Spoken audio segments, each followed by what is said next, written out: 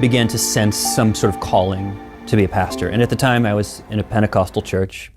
And so my experience of seeing a pastor was that this is someone who was extremely well-spoken, extremely likable. Everyone in that church was there because of him. To the point where when he changed churches, people followed him. So he had a very specific ministry, and he had these connections with the parishioners that were very, very much focused on his specific ministry. And when I began to sense this call that I should be a pastor, I thought, well, that means I need to be a really good public speaker. I need to be nice to everyone all the time. I need to have a magnetic personality, because that is how churches succeed. And that daunted me, because I am none of those things. I am a very flawed human being who's okay at some things and not so good at other things, probably like most of us. I have some gifts, but I certainly don't have I would say those gifts of extroversion. So my spirituality is a little bit different.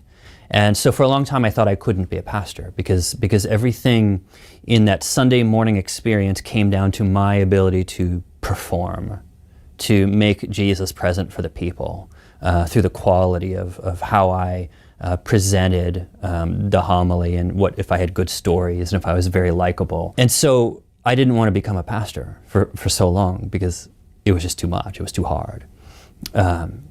And then I came to understand that there was a different way in which a pastor can function, and that really was that priestly role that I see in the Catholic Church, where everything in the holy sacrifice of the Mass is focused on the sacrament, the Eucharist.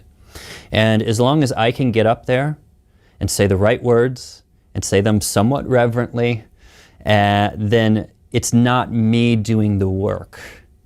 It's a promise from our Lord Jesus Christ that if we gather, He will be there too. And so I try my best to give you a good homily, and to be likable, and to make sure I have more good days than bad days. But in the long run, it's not about me. We are gathering there, and we're gathering there because of Jesus. When I was an Anglican priest, I began to have these thoughts about becoming Catholic. I was very much drawn into the beauty of the church. I was beginning to recognize that this is the true church. I didn't have a quarrel with the Anglican Church per se, but it was more, oh, here's something where God is calling me into the Catholic faith. And for a long time I struggled with that, because I'm married, I have children, and of course a Catholic priest can't be married. And so I had to wrestle with this idea that God was calling me into the Catholic Church, but I might not get to be a priest. I might not get to be a pastor. And that was very difficult for me, because I had lived so much of my life being a pastor, and I felt very fulfilled in that role. And I still felt that call. So as a Catholic, or looking ahead and thinking I want to become Catholic, I definitely wanted to be a priest again.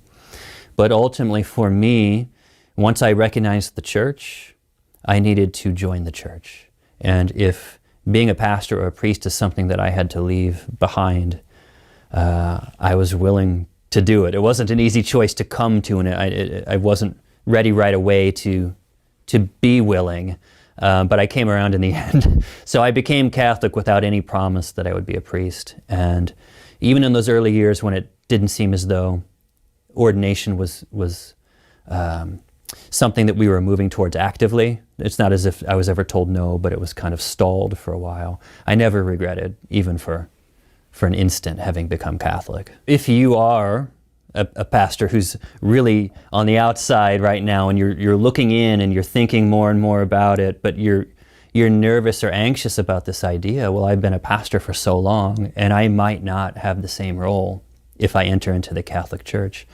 For me, it was always a question of reevaluating my identity. For so many years I thought, I am a pastor, that's who I am.